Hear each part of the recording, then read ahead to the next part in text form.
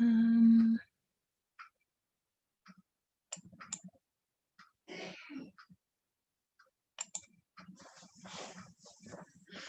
and Krista, if you want to change Troy's iPhone to Troy Steinmeier. Yep, I was just about to do that. Okay. Welcome, everyone. It's 6 o'clock. We'll call our meeting to order. Roll call.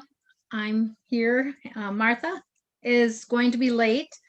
COVID and quarantine hit the school ball game tonight, so she's actually selling tickets.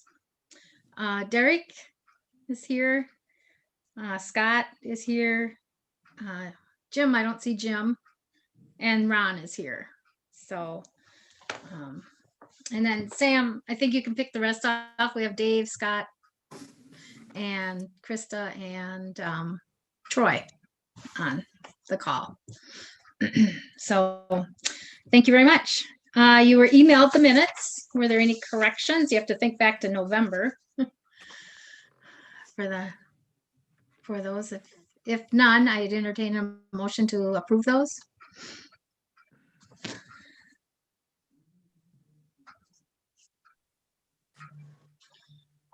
I make a motion to approve the minutes.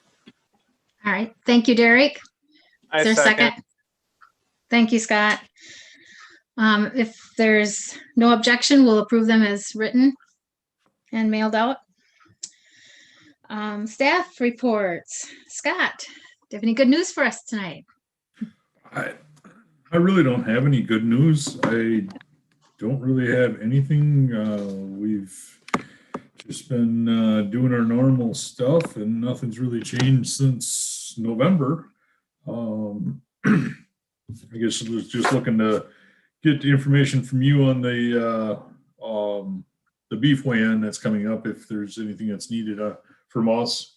My understanding, you're going to have that by the scale building and not through using the other building. So Yep. Anything we can do to help, let me know. We'll take care of it. Okay, sounds good. Louisa? Hi, everybody. So I don't have a whole lot to report either. I think most of what I would normally be reporting, I'm expecting that Troy or Derek will report on farther down the agenda when we get to the Meat Animal Committee. I might comment on things there if needed. I will say that we have lots of question marks about how things will work this spring and summer, and that from the state 4-H perspective, we're being asked to be patient. We're supposed to be hearing something on April 1st for planning things like camps and fairs and overnights. The longer we put off making a decision, the more likely we are to get a yes for something in person or a hybrid type of activity.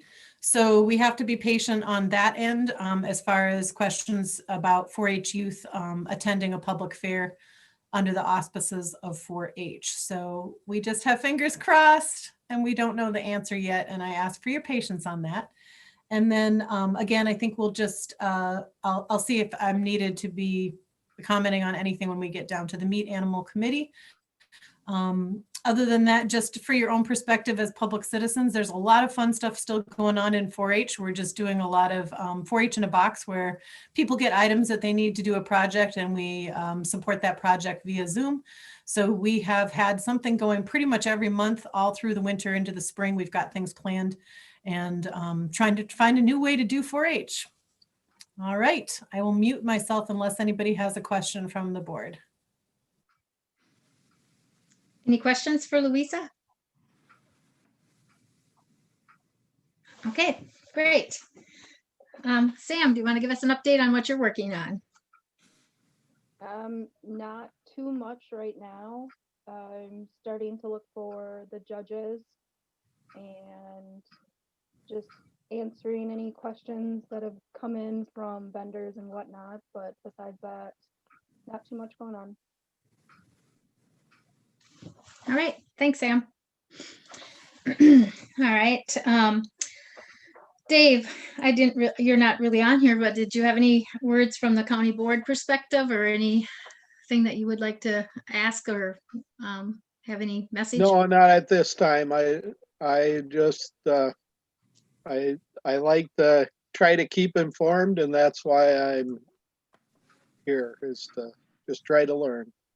Yep, great. We're glad to have you too. So the more we can get the fair out there, the better we like it. So thank you for being here. I just had a couple things I want to talk about.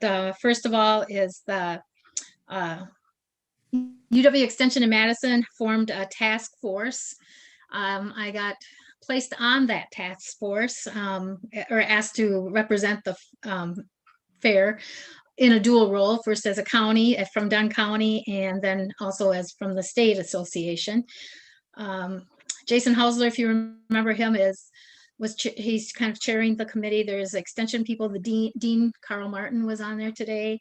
The FFA executive coordinator, I don't know her title for sure. I can't remember what it is. There was a couple extension people on there from different areas. Very interesting meeting.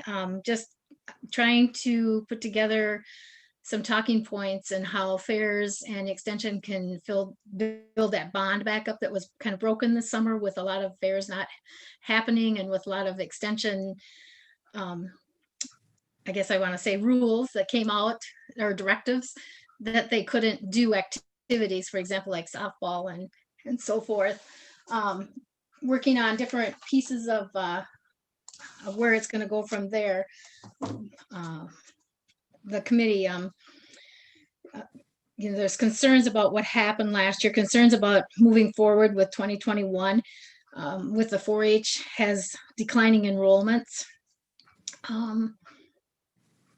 Financial pieces and a big piece is the livestock charters for several fairs, and they need to update the FAQ documents out there that kind of help with fairs answer questions to that. So we are going to be meeting by every other week for a while, and then it'll taper off after we get some things in place. And so it's just really, really good open discussions, and I hope to bring more information, as today it was just kind of an introduction meeting and kind of set a parameter of what we wanted to talk about in the future. So very informative. Also, I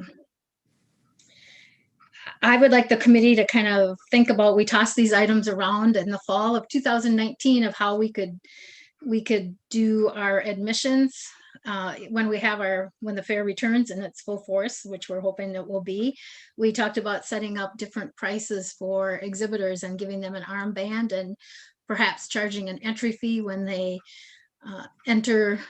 sign up to exhibit their projects, that we would charge them an entry fee, and then they're given admission to the fair as part of in exchange for that. So I want everybody to put on the committee to put on their thinking caps and think about how we can streamline that and provide value to our 4-H, FFA, open class, all of our exhibitors, to let them enjoy the fair at a reasonable cost, but still make money and collect admission. So kind of think about some price points that you would like to do, and we'll discuss it further at the next meeting. And there's all different kinds of ways we can do it and set it up, and so we can just have an open discussion about that next time. I have down below. Yes. Question. Yes. Are fairs charging people that show, entry fees like that? And like, what are other fairs doing to generate income? Just so we have an idea of, what other ones are doing. There's different, Scott, that's a good question, Scott. There's different ways that people are doing it. There is quite a few fairs that they submit an entry fee right along with their entries, whether it be $10 a member or a family member, and then they receive entrance into the fair for the whole entire fair. Others are doing it like us, what we did last year with the little cardboard pass per person, doing just a straight daily thing. Some of our fairs down in the southern part of the state charge an entry fee for the entrance, and then they have them buy a wristband also. I think that would, larger families, that would be tough for some of them to spend those dollars on.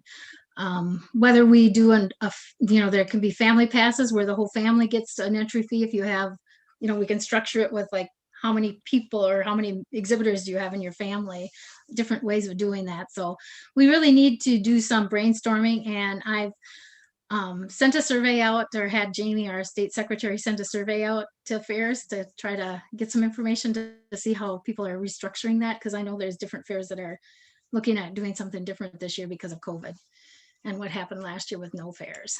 So good question, Scott.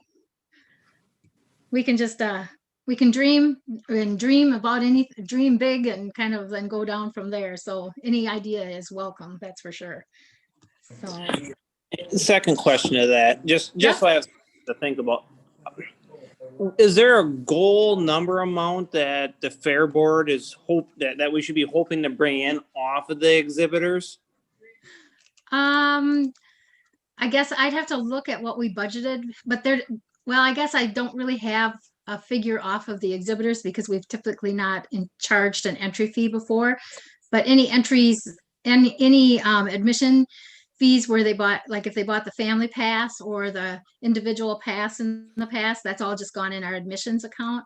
So it'd be hard. I don't know what we've brought in before, just on what the 4-H and FFA and youth kids have paid. I can't give you that number. I can just give you like a general admission fee for the whole fair. That includes all of our visitors and people. So I'd have to look that number up too, Scott. So I don't have that tonight right on my tip of my tongue. The other thing I have, we're going to talk about the meat animal committee down below, but as far as I know, we're still moving ahead with our full-fledged fair. I don't know if there's been any discussions on behalf of the health department or not. I've emailed KT a couple times to ask her, but we're fairly early in the year yet. So we still have our plan that we did last year that, we could fall back on if it comes to that.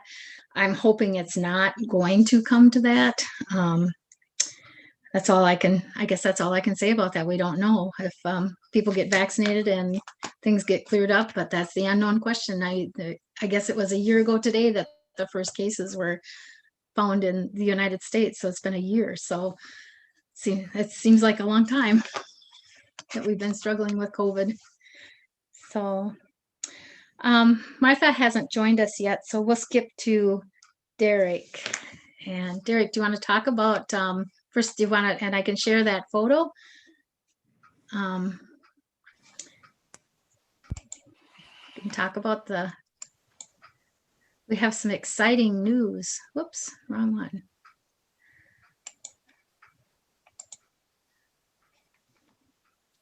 There Hey, you can got it. Yep. Yeah. Can Everybody you see else see it? Okay, this backdrop was donated from the Steyer family, the Dave, Randy, and Dale Steyer family. They did a heck of a job. It's incredible. We were wondering, Scott, about possibly storing it in that top building, if that would be a problem with you. So it's at the fair. Is that something we could do? Yeah, we could do that. Okay. The front of it there is actually, you can pick it up with pallet forks from either side. So, Okay. and then what our plan was is just to lay a carpet or sawdust over top of it. So we wouldn't have that big, those, what do you say? Those where the pallet forks go in there. So Sure. the light up on top, if we want to, we can always run an extension cord to it and have that on if that's something that we decide to do. But it was just a generous donation. It was pretty awesome. And they would like to bring it to the fair, which we can get into that here. But the weigh-in day on February 6th, I know it's a Saturday, but if it's something I can bring and put it in there too with their skid steer or whatever, if you got a different idea, Scott. Yeah, we could I guess the lower building would probably be the best to store it in right now. As the other one, you wouldn't have access because of the trucks being in the way there. It's just the highway trucks. But we could definitely store it in the back of the white brick building. Yeah, you can have it, you can get access to that, get in there and set it right in the back of it. Okay. Are they still doing COVID testing there, Scott? They are every other Tuesday, but Okay. it can be placed out of the way. It wouldn't be in the way for that. Okay, Do you want me to just take care of unloading it and putting it back there, Scott, or when we get it there? Yeah, that's fine. Okay.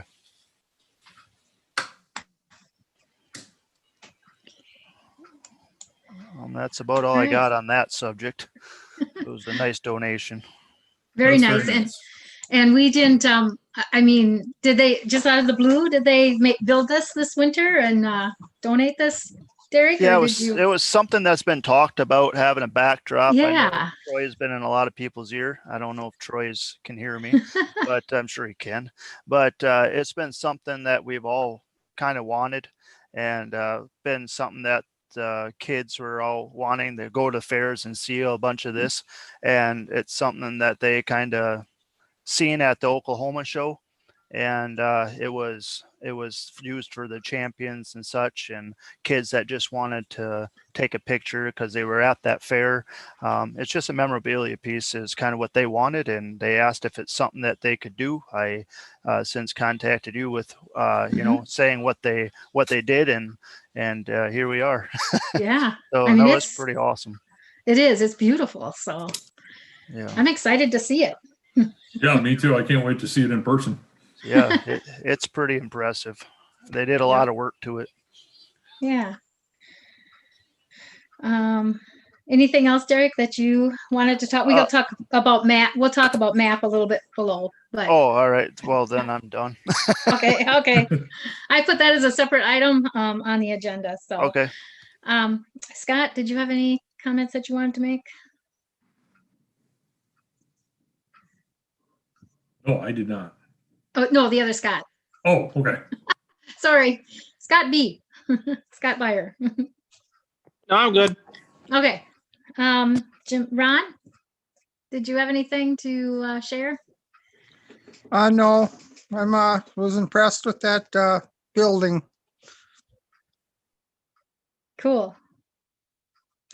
All right. The convention update, as you know, I mentioned in November that we were on the verge of canceling that, and we did cancel the convention. Next week is, next week is the annual meeting, because according to the Wisconsin bylaws, we, for WAF, we have to have an annual meeting annually. So that'll be next week via Zoom. And then following that, it's going to kick off in the first part of February, Talk It Tuesdays. So any Fair Board members can join into those discussions. There'll be 8 weeks of sessions and different topics that will be discussed. There'll be panels, educational pieces. I know there's going to be one whole day or one whole discussion just about how did you succeed in pulling off your fair this past year, if you had it, because there were different options out there, or different things that different fairs did. So all of our Fair Board members will be invited to attend. In the Zoom meetings that we had previously, we had a limit of 100, but we're working with the IAFE, and we are using their platform, so we can have unlimited number of people on. So I hope that you guys can all take advantage of some of those. I'll send out more information as soon as it's released from the state, and hopefully you can pick and choose and join some of the meetings and learn something, or hear what other people in the state are doing at their fairs and so forth. So that's the update for the convention. And MAP. I can start off by saying that we were approved by the state. Louisa can probably give us the actual information about the state approval. And we're working on the back end now with the rest of the items to facilitate or finish that move. So Maybe Louisa can make some comments because you've been working with the state. Sure. So just to let you guys know, there are a number of livestock auctions throughout the state that are also looking at moving from the 4-H organization to a fair board. So your county, our county, is the first one out of the gate to get so far. And that's why it took so long is, we're kind of paving our own trail forward here. I've been in a lot of meetings, and every time people were very complimentary about the cooperative nature with all of us working together. And Jesse Singerhouse wrote a really good letter, and we just basically need to give the minutes to the state showing when the votes were taken and what the intention was. And the letter is sort of like a casual memorandum of understanding between the Meat Animal Project and the Fair Board, explaining how that relationship works and what happens with the money, more or less. And then once I have those items together, I will turn them into our program managers at the 4-H level. And I think it just has to get checked off by legal, but they've already said that it looked good. So I'm not expecting any problems with it. And then Troy and I will work on the dissolution paperwork, which I can mostly fill out myself, and then Troy will need to sign on behalf of the Meat Animal Project. Once that dissolution paperwork is signed, the Meat Animal Project is no longer a chartered entity under the 4-H umbrella. And so the next time we file 990s, that EIN will be removed from the IRS system. And they will no longer be a nonprofit entity under the Board of Regents for the University of Wisconsin. As far as the sort of daily details of how the Meat Animal Project will work, I think that the Meat Animal Project Committee and Deb and Sam are working out some of those things, and we will be as cooperative as we can on our end from extension within the parameters of whatever it is we're allowed to do. To help make that transfer of information possible. For instance, Brooke reached out with information about the weigh-in for folks in 4-H, and she got that list from us. And I also posted her information on our Facebook site. And I will keep trying to do newsletters and Facebook updates as long as people let me know, because I think the vast majority of people in the Meat Animal Project, even under the new guys, are still going to be our 4-H youth and families. So I foresee that going pretty smoothly. I'm sure the first year there'll be a few hiccups, but it looks like it's all going to work out pretty well. And we're finally rounding the bend here. I think it's been, 7 months since we've been working on this. So getting there. Anybody have any questions for me for like our end extension 4-H end of this change in status for the Meat Animal Project? Any questions for anybody? Louisa, I just have a comment. Jesse and I have been working on that final letter to Great. send in. I need to talk with Deb about a couple things before it gets sent off. I think Deb was copied on the email too. So, but that I would say by the end of next week, you'll have that final letter to take. Yeah, I think we're really close there. And then it's just a question of getting a signature, and I will get that paperwork together, package it up and email it off. And then we just wait. I think, like I said, my prediction is because they've already had everybody look at this and we went through a lot of different meetings. I'm not predicting any problems with it. If there is any problem, it's likely to be something very small, like a change in wording or that type of thing. And Deb, did you want to discuss, what you found out from your perspective of talking to Corp Counsel? Yep, I can. If you're done, I'll take that part. Oh, my little dog just opened my door, huh? So anyway, yeah, Nick has been looking at the different things just to make sure that we weren't going to, he had a copy of the ATCP rules that govern fairs, and to make sure that everything was going to come together. And he gave us, he saw no problem with moving it under the fair. I think for the most part, a lot of people thought it was already part of the fair and didn't realize that it wasn't. So in the long run, I think this is a great move. It's going to clear up a lot of that gray area of where do we go for this? What's fair? What's MAP? Now we're working more closely together. Not that we didn't when it was under extension, but it was still that whole piece that there was a third party in there, and now there's only two. So anytime you can lessen the pot a little bit, I should say, then it seems like you can get things cleared up faster. So I agree, Louisa, that was mentioned today. Dunn County was mentioned today on the task force that we're moving ahead with this, and it's been all approved and just waiting for the paperwork to be submitted. So I think the rest of the counties in the state that are going to be moving this direction will have an easier time because we've blazed that path for them. Brooke sent out the first communication today on behalf of MAP regarding the beef weigh-in, which is, and Troy, if I'm stepping on something and if I'm getting something wrong, you can correct me here because you've been working with Brooke too. Friday, February 5th, and I talked to John, and we're going to use the little entryway at the highway department for any kids that don't want to participate or participate in the weigh-in, and that can be a drop-off point and a pickup point for their ear tags. So we will be doing that on Friday, and then, or they can come on Saturday also and do that same thing. And then the weigh-in on Saturday, and Scott Navafield, this is a change in the time. It's now 9 a.m. to 11 a.m.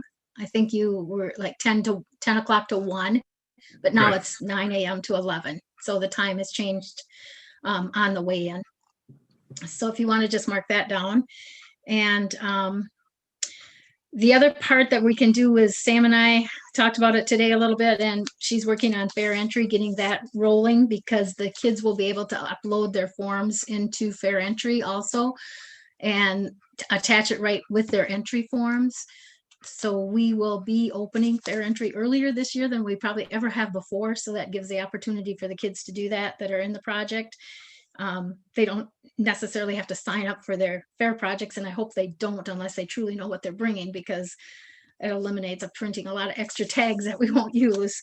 But so we do have that piece. We can also use Google Drive if we need to have another place to store the electronic forms, but as long as we're using Fair Entry, it worked so great last year for the music entries that I think people are going to really like this piece of it. So we also updated, I found my list last year of the FFA ag teachers, and so I gave that to Brooke. Found Glenn Knudsen did retire, so I found out the name of the new ag teacher in Boyceville. So that communication is also sent out today to all of the FFA advisors in the area to let them know about that, about the weigh-in also. Troy, did you want to chime in here with any additional information? And maybe you can let Scott know if you need any gates brought out or need any help with gates or anything.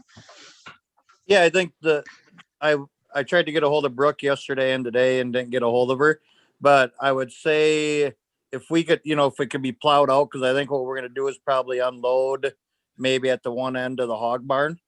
So if we could have enough gates out to go from the end of the hog barn to the new scale shed.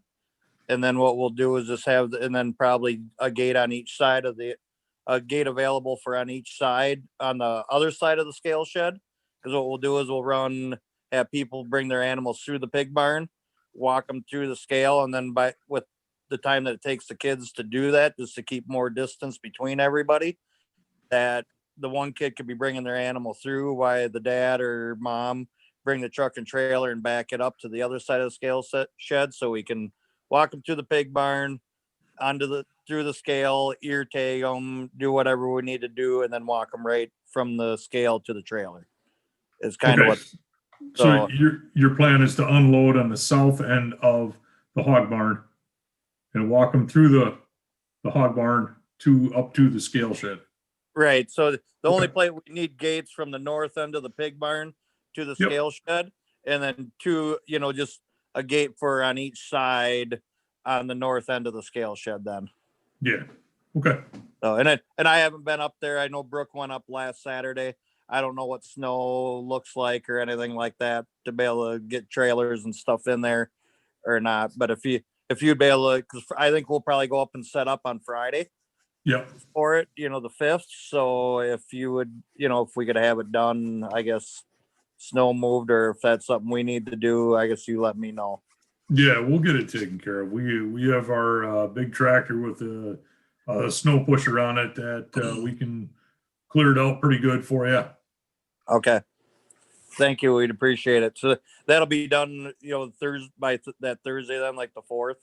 Yeah, Okay. Awesome. Okay. Thank you very much. Yeah. you're welcome. But yeah, Scott. otherwise I don't really have, on the half of meat animal, I guess don't have a lot. Kind of excited to come work with the fair board and be that part of it. I think things are going pretty smooth and just be nice when all this paperwork's all done and taken care of. Yep. Scott, are the green gates, they're still in the coverall building, right? I'm assuming you want the green gates, Troy? Yes, and if they're in the coverall building already, we will be able to get them, Scott, as long as they're not, as long as something's not piled in front of them. I'll have to double check on that. They may have gotten put back in the one building in the White Brick building. But if they did, we can get them out easy enough for you. Okay, and that's why I go by there all the time, and I've stopped there several times and dropped something off at the fair office, and I can't remember if they were there or not. You look at it and it's Yeah. not always. And I know we might have put them in there just because they tend to sometimes get legs and walk off, so. Yeah, otherwise there's green gates that are across the ends of the coverall, and those could be pulled off and Oh, temporarily used. Oh, yeah, that'll Either work way, too. so I'll take a look at it next, probably tomorrow. I'll take a look at it until I know for sure and talk to the guys about it. Yeah, okay. Anybody else have any questions on the meat animal project or what's going on there? We don't have dates yet, do we, Troy, for sheep and goats and hogs? I was not on the last meat animal meeting. Okay, I didn't make it to any of my boys' basketball games, so I figured I better make it to one. I will talk. I know that was to be put. That was on the agenda, so I don't know if they decided that night or not. But I will. That's going to be a couple months away. right. Oh, Lori said April 10th. I should just look at that. They said early April. Yeah, early April, so. Yeah. Okay. Lori There Garrell you thought go. maybe April 10th. That's right. That would be for goats. Yeah, and usually So- goats and sheep do it. They do it the same day. Same. So Okay. I just should have looked at my notes here better. Okay. And I think the swine, they were still thinking about dates, so. well, swine can't do weigh-ins, Deb. Oh, so- that's right. I forget. They're not doing them. I know there was a little bit of talk too, and I don't know if it's going to come, but like for pigs to work like with hoof and paw Mhm. to be able to see if they would lower their price for like the PRRS test for pigs, and because then I didn't know, but it's like other fairs can get a veterinarian in the area for like the whole family. So say if they're bringing 3-4 pigs, it's a $35 for. So like say if my family, all 4 kids wanted to bring 12 pigs, it was only $35 for the whole group of pigs. So Tina was looking into that a little bit because that makes us a little more flexible what we can and can't do, with pigs. But I just wanted so you kind of knew that. I don't know if anything will happen with it or anything, but just so you're kind of updated on that end. Okay. All right. Sounds good. Any other questions about meat animal that anybody has? Derek, did you have anything to weigh in on the map? I know you said you'd probably wait if you had questions. Nope, I guess Troy pretty much stole all my thunder, so good job, Troy. I Okay, won't Scott. steal it on you. I won't steal it on you Saturday for your birthday party. Yeah, you bet. Okay, Scott, did you have any questions? Because I know you have kids in the project too. No, I'm pretty understanding what's going on. I do know that the goat and sheep weigh-in is the 10th of April for sure at 8:30. 8:30. Okay, sounds good. Yep. Scott, do you want to jot that down? Scott Naberfield. Yep. So I'm Okay. sorry. What was that date again? April 10th at 8:30 for sheep and goats. Okay. Scott Beyer, do you know who normally, is that Wendy or is it Lori that normally talks to the other Scott here, about getting things set up, or I guess I've never been involved with that in the past. So I would that am be something Katie would be willing to, or you, I guess just so that way, otherwise I need to put it on my calendar also to make sure we got it set up. I guess it doesn't matter. I think Wendy and Lori usually take care of it. Okay. Okay. Uh, Did you ask Katie, do you guys use the big scale then too for them, or do you use the little scale? the little scale. Okay. Okay. So I'll Yep. just have to make sure we have that available for you then. So, Yep. Okay. Sounds good. All right. We don't have a report from the Friends of the Fair or the Fairest of the Fair, neither one. I'm looking for, if you know of anybody that would be in the community, do not have to be involved in 4-H, that would be interested in serving on the Fairest of the Fair committee. If you know of anybody or have anybody that would be interested, please let us know or let somebody on the Fair Board know. We need to form that committee and reset that up differently than it was before. And I guess we need to decide if we're going to keep rolling with the project or not, or having a Fairest. And if we can get a committee that work on that. I think you had the best 4 of the Fairest of the Fairs last year. They were awesome. They were awesome. They're We in the were. scrapbook. Whenever we can get into the fair office, you'll have to look in the fair scrapbook because we have some nice pictures of the Fairest. That's going to make some history. Yep. It's captured. Deb, if you want to send me the pictures for sure. No, I think I already have those. I put them on Facebook myself, but Yeah. if you want to send me a little blurb for the February newsletter, I could run that February and March to see if we could pick up any 4-H volunteers that might want to be involved. Would you take older youth too, or just adults? No, they could be some older youth. That would be okay. I don't want to, I'd prefer that they run for the Fairest position, but sometimes if if you they get can it to do me- on the organizing committee or the organizing end of it first and then drop off, that would be fine too. Right. So, just to kind of get it rolling and revamp it. And I've been pulling Not applications. everybody and likes public information. appearances. Yeah. Yep. Yep. So, Okay. all right. I'm happy to help get that word out into the 4-H world. And I can also, if you have posts on Facebook, for some reason with Facebook, I don't always see that, even though I'm following you guys. So feel free to let me know and I'll pop over to your Facebook and share it to ours. Okay. Sounds good. Thank you. Do we have any Fair Board appointments for tonight? I didn't know if anybody else had gotten somebody. We have one person that's in the wings.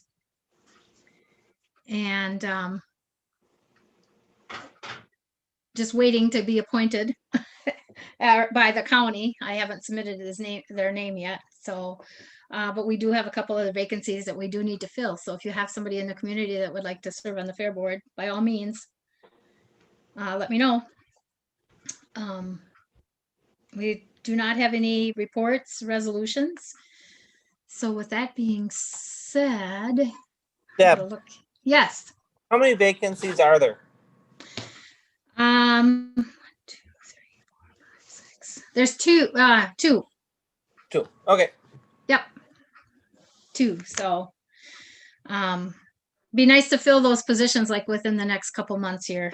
Usually they go through our committee and then it goes through facilities committee and then it goes to the county board. So it does take a couple months before they get officially appointed. So, not that they can't come to the meetings, it's just not official till then. So we need to get those done. So, just looking on my calendar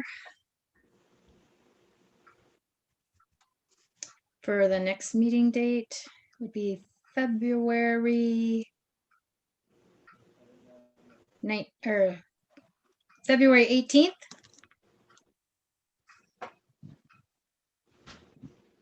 Most likely via Zoom, but stay tuned for if there's any changes. Any preference on time? We switched it to 6 o'clock to help out for a couple people. Unfortunately, it didn't help Martha this month because she got pulled into a selling tickets for the game, but 6 o'clock worked better for her. Is that still okay with the rest of the group?